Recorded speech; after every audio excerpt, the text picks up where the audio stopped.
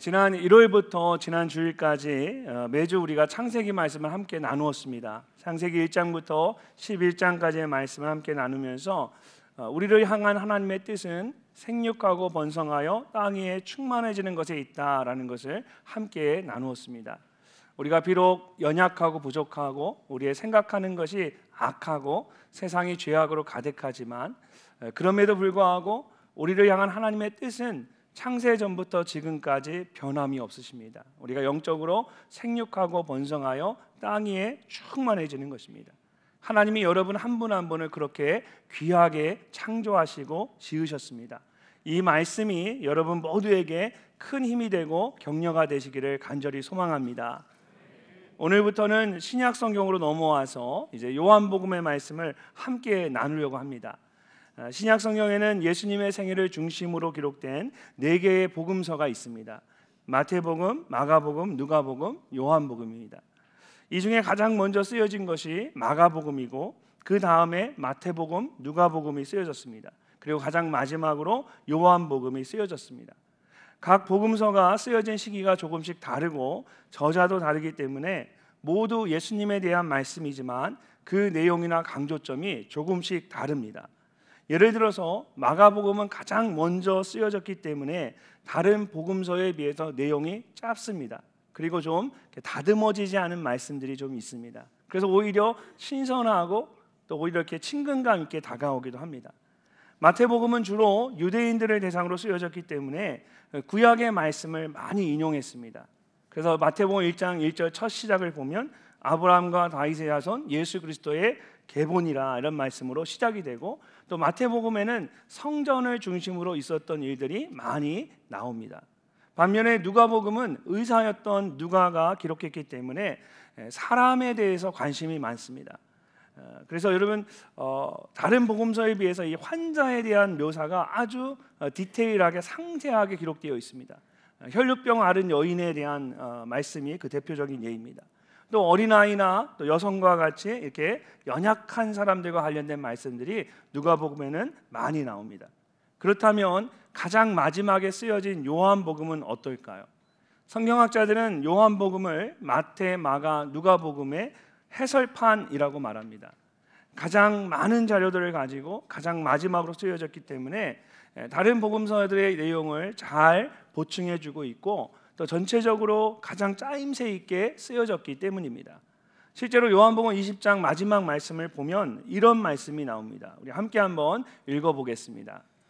예수께서 제자들 앞에서 이 책에 기록되지 아니한 다른 표적도 많이 행하였으나 오직 이것을 기록함은 너희로 예수께서 하나님의 아들 그리스도이심을 믿게 하려 함이요 또 너희로 믿고 그 이름을 힘입어 생명을 얻게 하려 함이니라. 아멘. 요한복음이 예수님에 대해 기록한 말씀이지만 예수님과 관련된 모든 것을 다 기록한 것이 아니다라고 말합니다. 요한복음에 기록된 것 외에도 예수님께서 하신 일들이 많이 있습니다. 단지 요한복음이 쓰여진 그 목적에 따라서 선별해서 기록한 것뿐입니다. 방금 읽은 말씀에 나오는 것처럼 요한복음이 쓰여진 목적은 예수님께서 하나님의 아들 그리스도이심을 믿게 하려는 것입니다. 그래서 그것을 믿음으로 영생을 얻게 하는 것이 요한복음에 쓰여진 가장 중요한 목적입니다. 그래서 그 목적에 맞게 그것과 관련된 내용들을 중심으로 요한복음이 쓰여지게 되었습니다. 이제 매주일 요한복음 말씀을 함께 나눌 때에 여러분 모두에게 예수님을 깊이 알아가는 그런 영적인 기쁨이 있으시기를 바랍니다. 특별히 아직 믿음이 연약하거나 예수님을 잘 알지 못하는 분들이 계시다면 이 요한복음의 말씀을 통해서 예수님을 온전히 만나는 은혜가 있으시기를 주님의 이름으로 축복합니다. 오늘은 그 첫 번째 말씀으로 요한복음의 서론과 같은 내용을 함께 살펴보려고 합니다. 1장 1절 말씀을 보시면 요한복음은 태초에 말씀이 계시니라 라는 말씀으로 시작이 됩니다. 여러분 어디서 많이 본 듯한 익숙한 말씀이죠. 창세기 말씀을 나눌 때에 가장 먼저 나눴던 창세기 1장 1절 말씀과 아주 유사합니다. 태초에 하나님이 천지를 창조하시니라. 요한은 예수님에 대한 말씀을 시작하면서 모든 시간을 거슬러 올라가서 인류의 기원을 설명하는 창세기의 첫 번째 말씀까지 거슬러 올라갔습니다. 그러니까 그만큼 예수님에 대해서 아주 진지하고 깊이 있게 설명을 하고 싶었던 것입니다. 자, 그렇다면 요한이 말하는 예수님은 어떤 분일까요? 가장 먼저 예수님은 하나님이십니다.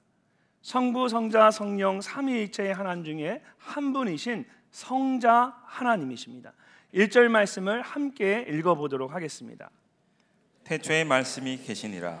이 말씀이 하나님과 함께 계셨으니 이 말씀은 곧 하나님이시니라. 아멘. 한 절의 짧은 말씀이지만 이 말씀 속에는 몇 가지 중요한 의미들이 담겨 있습니다. 이 중요한 것들 다 설명하려면 몇 번에 걸쳐 설교를 해야 돼서 몇 가지만 이야기하겠습니다. 자, 먼저 태초에라는 말은 모든 것이 창조되기 이전의 시간을 말하는 겁니다. 그러니까 엄밀히 말하면 시간 자체도 없던 시간 이전의 상태를 말합니다. 그래서 헬라어 원문을 보면 태초에라는 말에 정관사가 없습니다. 더라는 정관사가 없어요. 영어로 말하면 문법적으로 맞지 않겠지만 사실은 in the beginning이라고 말하는 것이 아니라 in beginning이라고 해야 합니다. 시점을 특정할 수 없는 시작 그 이전을 말하는 것이기 때문입니다. 근데 그때에 말씀이 계셨습니다. 여기서 이 계셨다라는 말은 이미 있었다라는 뜻입니다. 보통 나는 무엇이다 라고 할 때에 헬라어로 에이미라는 현재형 비동사를 사용해서 에고 에이미라고 합니다. 근데 말씀이 계셨다라고 할 때에는 에이미의 미완료 시제인 엔이라는 동사를 사용했습니다. 헬라어에서 미완료 시제는 단순히 과거를 말하는 것이 아니라 과거에서부터 계속되어져 온 동작이나 상태를 나타내기 위한 특별한 시제입니다. 즉 말씀이 과거 어느 시점에 어느 순간에 잠시 있었다가 없어진 것이 아니라 언젠지는 모르지만 태초 이전부터 지금까지 계속해서 존재하고 있다라는 것입니다. 이렇게 태초 이전부터 계셨고 지금까지 계신 분은 한 분밖에 없습니다. 바로 하나님을 말하는 것입니다.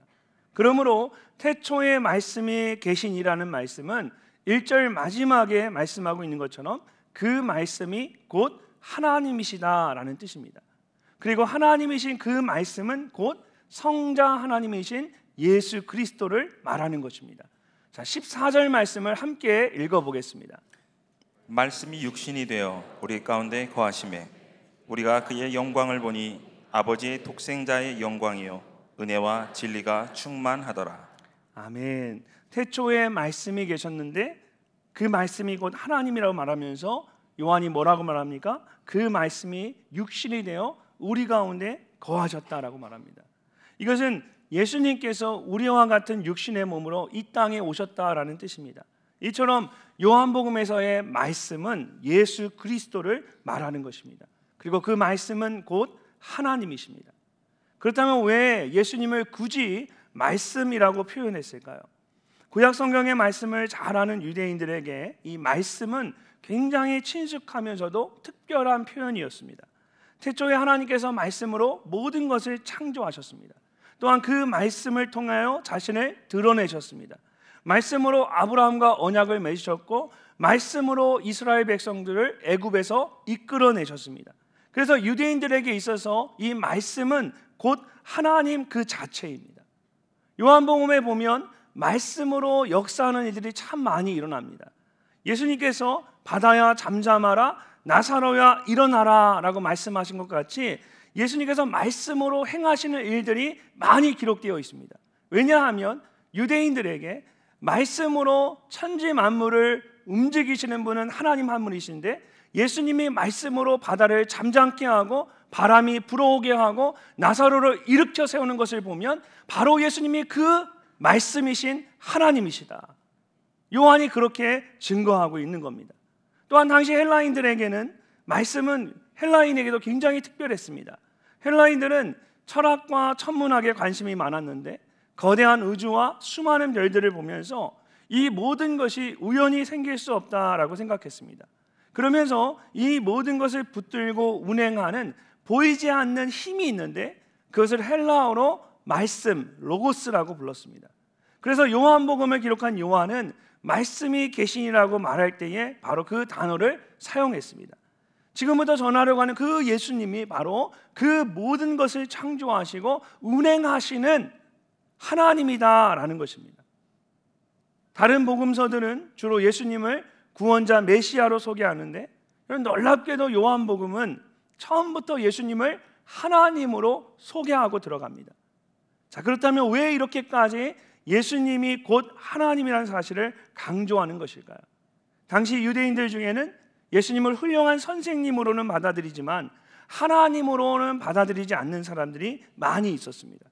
그래서 예수님께서 나를 본 것이 곧 아버지를 본 것이다, 또는 나와 아버지는 하나다 라고 말씀하셨을 때에 유대인들이 이를 갈면서 마음으로 예수님을 죽이기로 작정을 하게 됩니다. 오늘날도 마찬가지입니다. 예수님이 역사적으로 존재하셨다는 사실을 부인하는 사람들은 없습니다. 예수님께서 좋은 말씀을 많이 하셨고 놀라운 기적을 행하셨다라는 것을 대부분 인정하고 있습니다. 하지만 예수님이 하나님이라는 사실은 받아들이려고 하지 않습니다.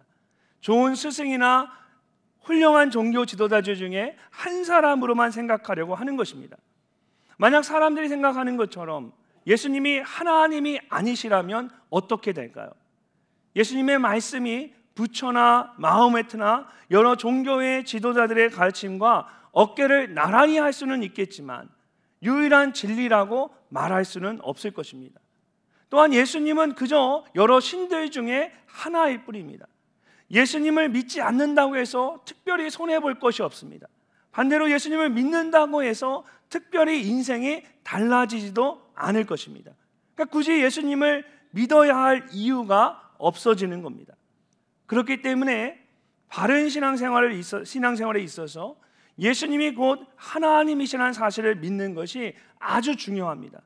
하나님에 대한 우리의 믿음이 태초에 하나님께서 천지를 창조하셨다라는 창세기 1장 1절의 말씀으로 시작되는 것처럼 예수 그리스도에 대한 우리의 믿음도 태초에 말씀이 계시니라 이 말씀이 곧 하나님이시라는 요한복음 1장 1절의 말씀으로부터 시작이 되는 것입니다.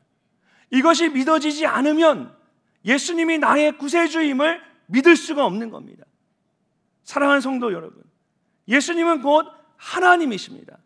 태초 이전부터 성부 하나님, 성령 하나님과 함께 계셨고 말씀으로 모든 것을 창조하셨습니다. 또한 육신의 몸을 입고 이 땅에 오셔서 우리 모두를 구원하셨습니다. 그리고 지금도 우리와 함께 계십니다. 예수님이 곧 하나님이심을 분명하게 믿는 여러분이 되시기를 주님의 이름으로 축복합니다. 두 번째로 예수님은 만물의 창조주이십니다. 성자 하나님이신 예수님께서는 성부 하나님, 성령 하나님과 함께 태초에 세상의 모든 것을 창조하셨습니다. 2절과 3절 말씀을 함께 읽어보겠습니다. 그가 태초에 하나님과 함께 계셨고 만물이 그로 말미암아 지은 바 되었으니 지은 것이 하나도 그가 없이는 된 것이 없느니라. 아멘. 자, 이 짧은 말씀 속에 지은 바 되었다라는 말씀이 3번이나 반복해서 나옵니다. 그리고 모두 과거 시제와 수동태로 쓰여졌습니다. 방금 읽은 한글 성경으로는 잘 모르지만 여러분 영어 성경으로 보면 이것이 분명하게 나타나 있습니다. All things were made through him, and without him was not anything made that was made. 이처럼 이 지어졌다, was made, 이 말씀이 모두 과거 시제와 수동태로 쓰여진 것은 어떤 특정한 시점에서 지어졌다라는 것을 의미합니다. 알 수 없는 어느 시점에서 스스로 지어진 것이 아니라 어느 시점에 누군가에 지어져서 존재하게 된 것입니다. 자, 그 누군가가 누구이겠습니까? 태초에 세상의 모든 것을 창조하신 하나님이십니다. 성자 하나님이신 예수님께서 성부 하나님, 성령 하나님과 함께 이 모든 것을 창조하셨습니다. 그래서 골로새서 1장 16절과 17절에서 성경은 예수님에 대해서 이렇게 말씀합니다. 만물이 그에게 창조되되 하늘과 땅에서 보이는 것들과 보이지 않는 것들과 혹은 왕권들이나 주권들이나 통치자들이나 권세들이나 만물이 다 그로 말미암고 그를 위하여 창조되었고 또한 그가 만물보다 먼저 계시고 만물이 그 안에 함께 섰느니라. 아멘. 성자 하나님이신 예수님께서는 만물이 창조되기 이전에 이미 계셨습니다. 그래서 성부 하나님, 성령 하나님과 함께 하늘과 땅에 있는 모든 것을 직접 창조하셨습니다. 그러므로 이 세상에 예수님 없이 지어진 것은 아무것도 없습니다. 이 말의 뜻은 예수님께서 바로 여러분 한 분 한 분을 지으셨다라는 것입니다. 여러분은 어쩌다 우연히 이 땅에 존재하게 된 것이 아닙니다. 각자 부모님 밑에서 태어났지만 근본적으로 여러분을 지으신 분은 예수님이십니다. 예수님은 시작도 끝도 없는 영원한 하나님이시며 이 세상의 모든 것을 지으시고 창조하신 하나님이십니다. 특별히 본문 말씀을 보면 만물이 그로 말미암아 지은 바 되었으니 라고 합니다. 여기서 이 만물이라는 말은 이런 모든 것을 한꺼번에 말하는 것이 아닙니다. 모든 것을 한꺼번에 묶어서 말할 거면 성경이 모든 것이라고 말했을 것 같습니다. 근데 만물이라는 말은 하나하나를 헤아리듯 모든 것 안에 있는 하나하나를 말하는 겁니다. 영어 성경을 보면 간단하게 그냥 everything이라고 말하지 않고 all things라고 되어 있습니다. everything이라는 말은 다 묶어서 한꺼번에 말하는 겁니다. 그러니까 영어에도 어감이라는 느낌이 있는데 everything은 그런 느낌을 줘요. 근데 all things라는 말은 모든 것 안에 있는 things 하나하나를 헤아리며 말하고 있는 거예요. 이 세상에는 우리가 도저히 헤아릴 수 없을 만큼 많은 사람들이 있습니다. 근데 예수님께서 그 예수님의 눈은 여러분의 한 분 한 분을 향해 있다라는 겁니다. 모든 사람을 한 번에 묶어서 지으신 것이 아니라 여러분 한 분 한 분을 따로 구별하여 지으셨기 때문입니다. 그래서 이사야서 49장 15절을 보면 하나님께서 이렇게 말씀하십니다. 여인이 어찌 그 젖 먹는 자식을 잊겠으며 자기 태에서 난 아들을 긍휼히 여기지 않겠느냐. 그들은 혹시 잊을지라도 나는 너를 잊지 아니할 것이다. 그러면서 내가 너를 내 손바닥 위에 새겼다라고 말씀하십니다.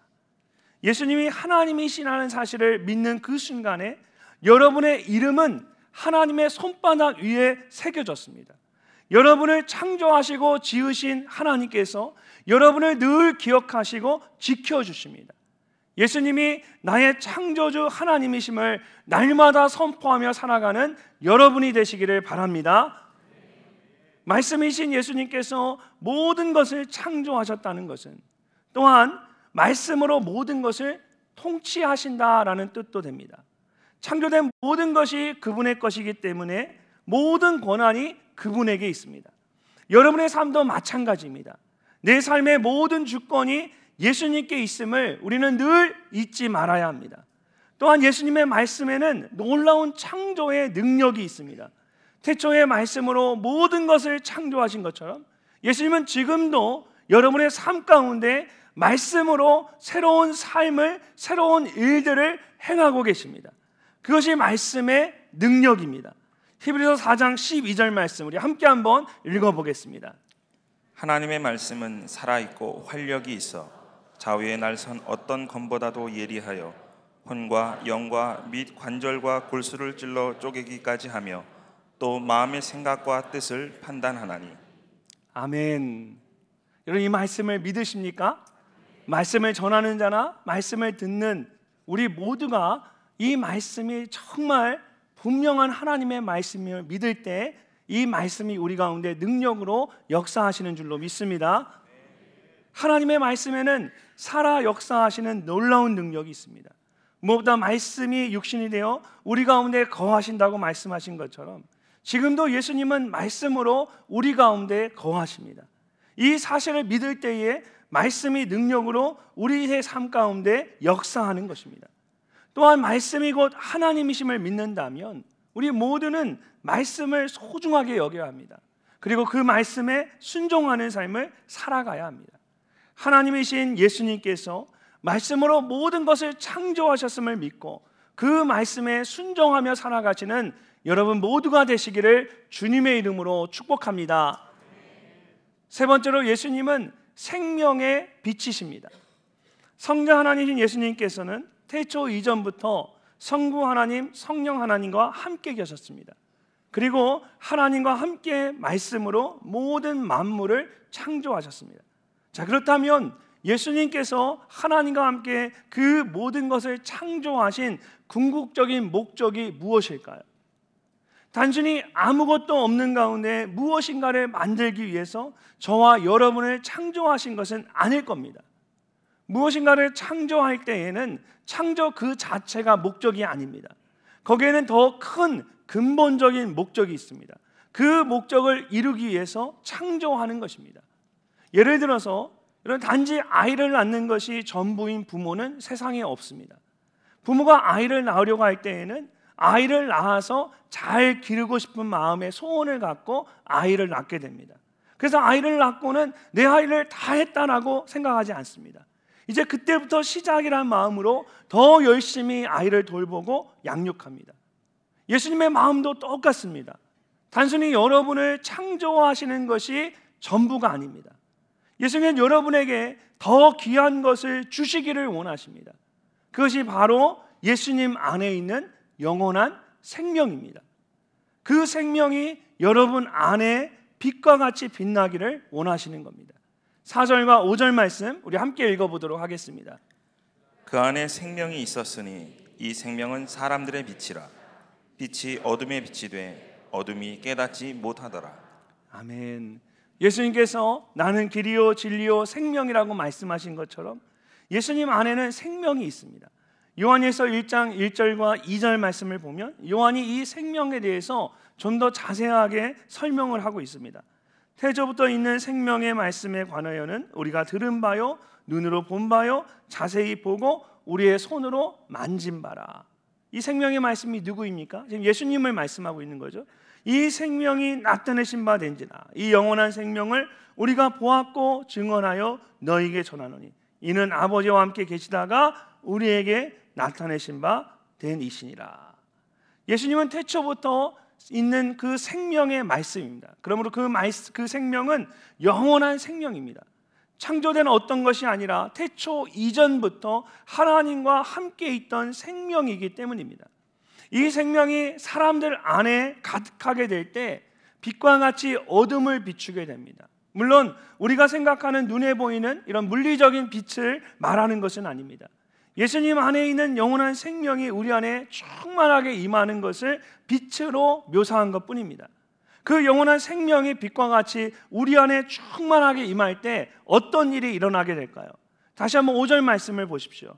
빛이 어둠에 비추되 어둠이 깨닫지 못하더라. 예수님 안에 영원한 생명이 있는데 그 예수님께서 육신의 몸을 입고 이 땅에 오셨습니다. 생명이신 예수님께서 빛이 되어 우리 가운데 오신 겁니다. 근데 어둠이 세상이 그것을 깨닫지 못했습니다. 여기서 이 깨닫지 못하더라 라는 말씀은 헬라어로 카타람바노라는 단어입니다. 그 앞에 우라는 부정사가 붙었습니다. 이 단어에는 깨닫지 못하다라는 뜻도 있지만 동시에 이기지 못하다, 압도하다라는 뜻도 있습니다. 그래서 다른 한글 성경들을 보면 어둠이 빛을 이기지 못하였다, 이겨본 적이 없다라고 번역이 되어 있습니다. 또 원어를 가장 잘 번역했다라고 하는 ESV 영어 성경을 보면 The darkness has not overcome it, 어둠이 빛을 이겨본 적이 한 번도 없다라고 번역을 했습니다. 이처럼 문맥의 흐름을 생각했을 때 여러분 어둠이 깨닫지 못하더라라는 것보다는 어둠이 빛을 이기지 못하였다라고 번역하는 것이 훨씬 더 적절합니다. 예수님 안에 영원한 생명이 있습니다. 그 예수님께서 육신의 몸으로 이 땅에 오셔서 자신 안에 있는 영원한 생명을 우리 모두에게 나누어 주셨습니다. 빛이 비추면 어둠이 물러가듯 예수님의 생명이 빛과 같이 임하면서 우리를 덮고 있던 죄와 사망의 권세가 모두 물러가게 되었습니다. 그래서 요한복음 8장 12절에서 예수님은 이렇게 말씀하십니다.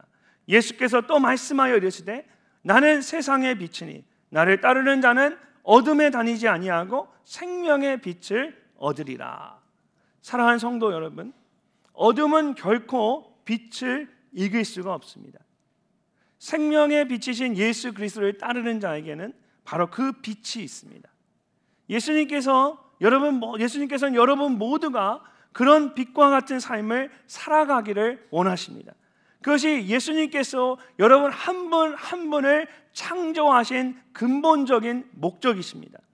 요한복음 10장 10절에서 예수님은 내가 온 것은 양으로 생명을 얻게 하고 더 풍성히 얻게 하려는 것이다 라고 말씀하십니다. 예수님은 여러분 모두가 생명의 풍성함을 누리며 살아가기를 원하시는 겁니다. 두려움 가운데 계십니까? 여러분 생명의 빛이신 예수님을 여러분의 삶 가운데 모셔드리십시오. 어둠은 결코 빛을 이길 수가 없습니다. 생명의 빛 대신 그 예수님과 함께 풍성한 삶을 누리며 살아가는 여러분 모두가 되시기를 주님의 이름으로 축복합니다.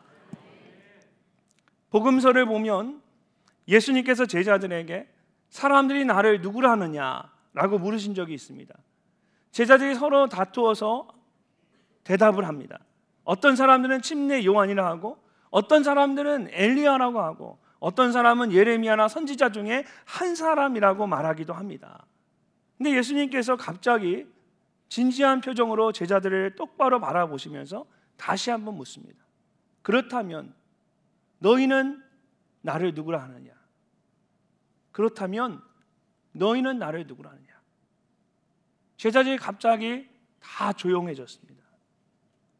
사람들이 하는 말 말고 너희는 나를 누구라 하느냐? 예수님의 질문에 아무도 대답하지 못하고 가만히 있었습니다. 그때 베드로가 성령의 감동으로 이렇게 고백합니다. 주는 그리스도시요 살아계신 하나님의 아들이십니다. 사랑하는 성도 여러분, 만약 예수님께서 오늘 여러분에게 너는 나를 누구라 하느냐? 너의 아내가 말하는 내가 아니라 교회 목사님이 말하는 내가 아니라 너는 나를 누구라 하느냐? 라고 물으신다면 여러분 뭐라고 대답하시겠습니까? 예수님은 참 하나님이십니다. 말씀으로 모든 것을 지으신 창조주이십니다. 어둠을 물리치시는 생명의 빛이십니다. 오늘 이 고백이 여러분 모두의 각자의 고백이 되기를 소망합니다. 예수 그리스도가 정말 누구인지를 분명히 알고 그 주님을 경배하며 찬양하는 여러분이 되시기를 주님의 이름으로 축복합니다.